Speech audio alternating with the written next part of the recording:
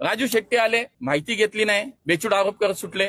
त्यांनी केले की लगेच आमच्या पुण्यातले स्वयंघोषित बिळात बसलेले उंदीर बाहेर आले, नेते म्हणून बाहेर आले आणि बोलायला लागले. बोलू द्या. आणि बातम्या पण लागल्या. मला खरं तर खूप वाईट असं वाटतं. आपण सगळे खूप मित्र आहोत. आमच्या प्रसार माध्यमांनी सुद्धा कधी कधी ह्याची काळजी घेतली पाहिजे की एखाद्या विषयाची सत्यता तपासली पाहिजे. बातम्या काय लागल्या, मुरलीधर मोहोळ 3,000 कोटीची जमीन 350 का 300 कोटी 300 कोटीत घेतली, हडप मोळ अडचणीत, हडप मोळ गोत्यात.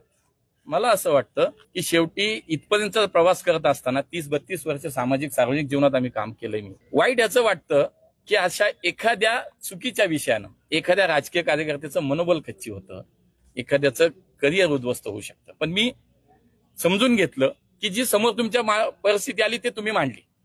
माझं काम होतं की त्याचं स्पष्टीकरण देणं. आणि म्हणून मला असं वाटतं की या सगळ्या विषयामध्ये आज मी स्पष्टीकरण दिलं पाहिजे.